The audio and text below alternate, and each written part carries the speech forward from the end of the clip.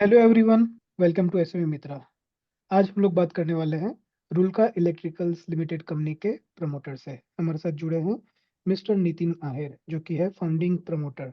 उनके साथ है मिस्टर चिंतन, जो कि फिनेंस डिपार्टमेंट से है। Gentleman, thank you for your time and welcome to the show.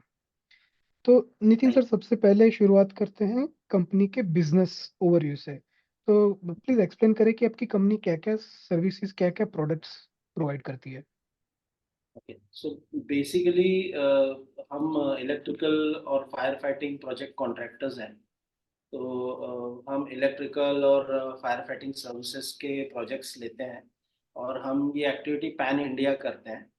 तो लास्ट 2013 से हम ये चीज़ कर रहे हैं और हमारा अभी काफ़ी सारे टीयर वन क्लाइंट्स हमारे साथ में जुड़े हैं।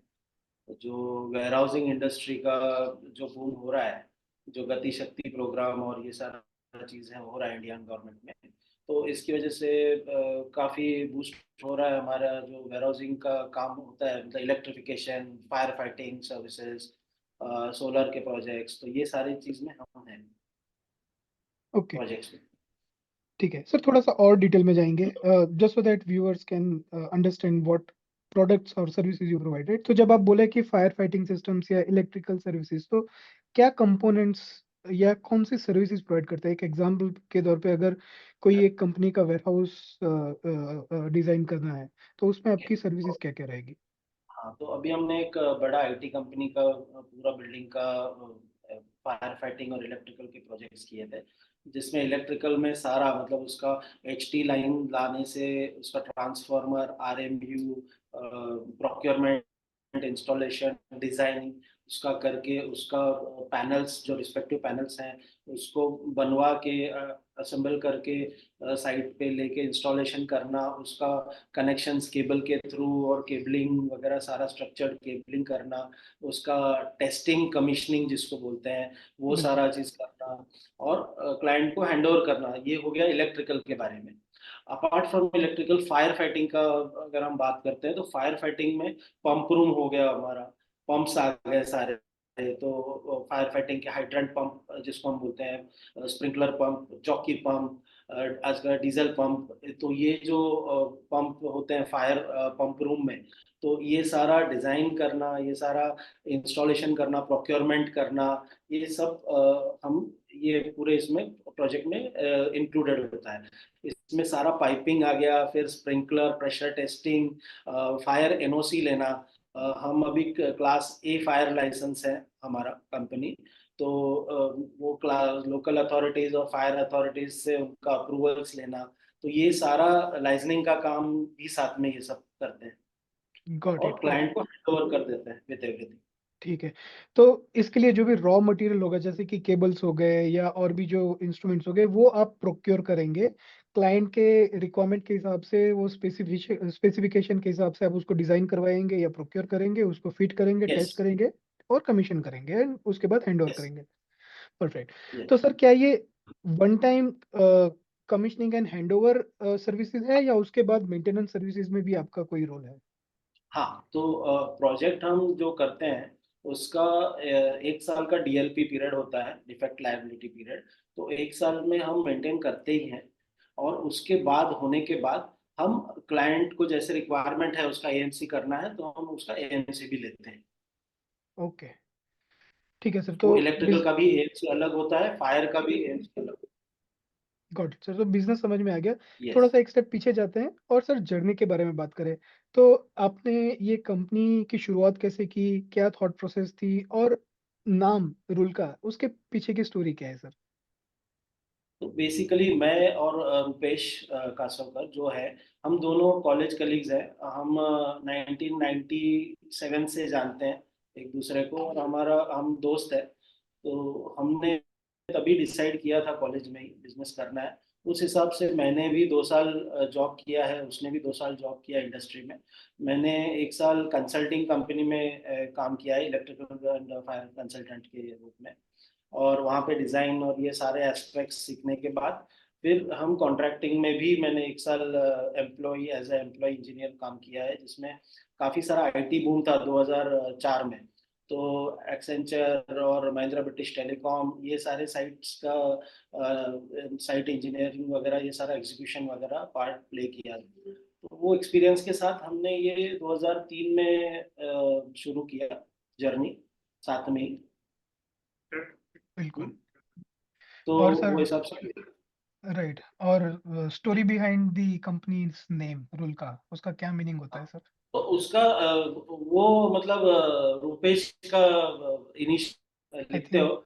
तो वो हमने उस टाइम पे किया। तो ओके। हमने चेंज नहीं किया, वो उसी के साथ गए थे।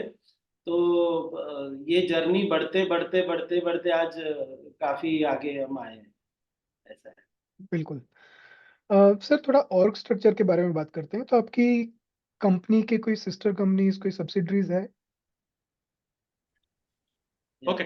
सो दोनों जो डायरेक्टर्स है उनकी पर्सनल प्रोप्राइटरशिप्स पहले थी, जो in the last year and current year we are winding down, तो उसमें कोई ट्रांजैक्शन नहीं हो गया। But otherwise there is no subsidiary, there is no group company, खाली Rulka electricals limited single single entity organisation. Okay sir, मैं अगर आपके लास्ट 3 इयर्स के फाइनेंशियल्स देख रहा था तो आपका profit margin continuous up trend है, एंड लास्ट 11 मंथ में इट इज एट हाईएस्ट। तो ये वन टाइम है या is it sustainable going forward? Okay, so इसमें ऐसा है सर, रहे हैं the company is taking larger contracts, तो जैसे कॉन्ट्रैक्ट साइज बढ़ता रहता है हमारा gross margin in rupee terms incrementally बढ़ता है, और उसके सामने इतने फिक्स खर्चे नहीं बढ़ते हैं। So our PAT and EBITDA level increases. So हम एक्सपेक्ट कर रहे हैं कि आईपीओ के बाद हम with the boost of working capital we will still be able to take better projects at higher margin, and our target is to also expand this margin, not just keep it constant. But definitely ये margin तो sustainably है। We are our target will be to grow it as organically and as much as possible. And sir, वैसे अभी आपकी order book क्या होगी in hand? I cannot give a specific number, but it is around it is in the range of 40 crores. Okay, so sir, like average order size has it increased from last year, or like it would be somehow like similar range?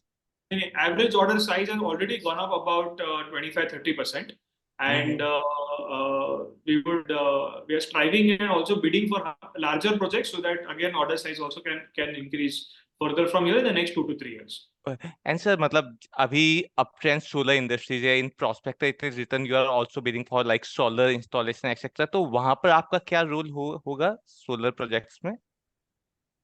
Solar projects में हम पूरा EPC करते हैं।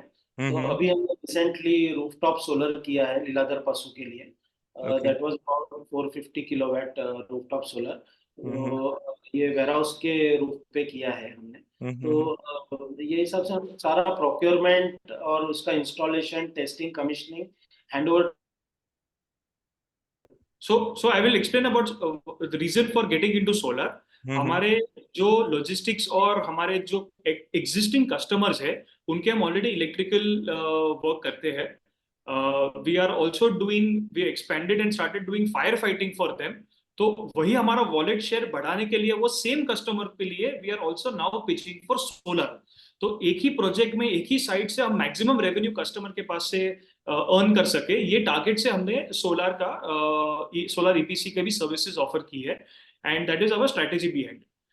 जो हमारे customers है, just taking logistics as an example, हमारे जो सारे कस्टमर्स है वो लार्ज लॉजिस्टिक सर्विस प्रोवाइडर्स है। उनका नेक्स्ट 5 to 10 years का ग्रोथ प्लान है कि एवरी ईयर हमको so many lakh square foot warehouse add करने हैं हमारे। तो हमने टारगेट ऐसा किया है कि उनको ऐसी सर्विस दे और उनके ऐसे प्रेफर्ड वेंडर बने कि वो सारे वेयरहाउस का काम हमें मिले, और उसमें हम कितना मैक्सिमम रेवेन्यू अर्न कर सके वो हम लोग मैनेज करने का ट्राई। सर, ज्योग्राफी की बात करें तो आप पैन इंडिया सर्विसेज प्रोवाइड करते हैं या कोई पर्टिकुलर ज्योग्राफी में फोकस ज्यादा करते हैं? तो हमारी यूएसपी वही है कि हम पैन इंडिया प्रोजेक्ट्स प्रोवाइड करते हैं। और हमारा मतलब कैपेसिटी है विद इन 8 days हम इंडिया में कहीं भी साइट शुरू कर सकते हैं।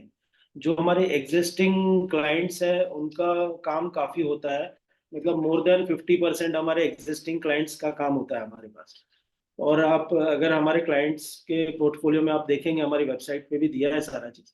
तो हमारे क्लाइंट्स आर B2B क्लाइंट्स, मतलब they are also having their own growth potential for next 5 years, they have their own plans to be expansion growth है, तो जिसमें हमारा भी ऑटोमेटिकली ग्रोथ होने वाला है।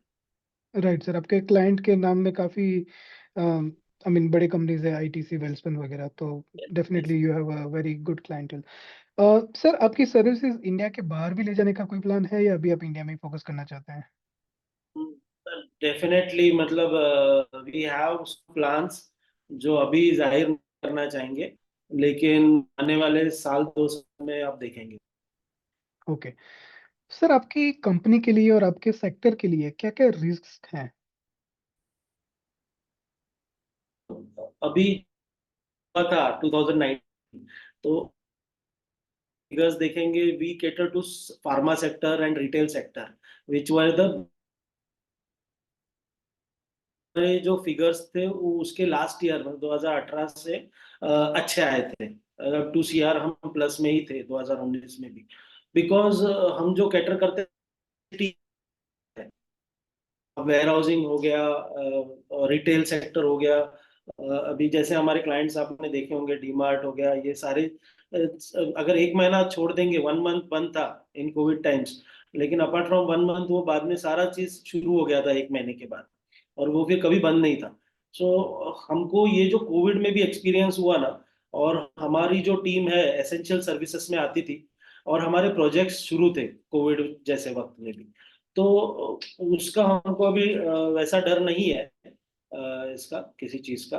लेकिन अगर बहुत इकोनॉमिकली कुछ अलग होता है, वो जो आउट ऑफ द कंट्रोल हमारे हाथ में नहीं है, वॉर हो गया, ये हो गया, तो वो बस वही चीजें हैं, बाकी करेक्ट करेक्ट, वो सारी तो मतलब चीजें किसी के भी कंट्रोल में नहीं है, but other than that, like labour को लेके या कोई पॉलिसी को लेके या रॉ मटेरियल के लेके उस टाइप के कोई रिस्क देखते हैं आप, या वो सब मैनेजेबल है? नहीं, लेबर का नहीं है। अभी हमारे पास जो टीम्स हैं, अभी हमारे इन हाउस एम्प्लॉयज ही 92 हैं, जिसमें टेक्निकल नॉन टेक्निकल है, about 20% are non technical, rest 80% are technical team. और उनका हमारा एम्प्लॉय ट्रेनिंग प्रोग्राम हो गया, हमारे मतलब साल में 2 बार हमारे मीटिंग्स हो गए, गेट टुगेदर्स हो गए। हमारे कुछ एम्प्लॉय है 2010 से हैं, 2000 से है। Just a technical correction, we don't have an ESOP scheme, but हमारे हमारे एम्प्लॉइज भी हमारे शेयर होल्डर्स है, they own certain share of our companies, so okay, that वो एम्प्लॉय रिटेंशन में बहुत हेल्प करता बिल्कुल सर। Sir, before we wrap up, कोई मैसेज आप अपने पोटेंशियल शेयर होल्डर्स के लिए छोड़ना चाहेंगे नितिन सर? तो बेसिकली ये बोलना चाहूंगा इन्वेस्टर को कि ग्रोथ ट्रेजेक्टरी में है कंपनी, ओके, और आप अगर बहुत 6 साल, अगर 7 साल भी पीछे जाके हमारे फिगर्स देखेंगे, तो ग्रोथ ट्रेजेक्टरी में ही है हर दूसरे साल, मतलब हर नेक्स्ट ईयर पहले साल से ज्यादा ही है, और यही हम कंटिन्यू करेंगे। और because of this boost in ये जो IPO आ रहा है, इसके वजह से मॉरली भी बहुत बूस्ट है हमारी पूरी सारी टीम, और मेंटली भी बहुत प्रिपेयर्ड है बड़ा काम करने के लिए। So everybody is working hard and day and night working चल रहा है सारा चीज, ओके। यही यही बोलना चाहूंगा सर इन्वेस्टर को। Thank you sir, thank you Nitin ji और चिंतन जी, अपना समय दिया और कंपनी के बारे में विस्तार से बताया। धन्यवाद सर।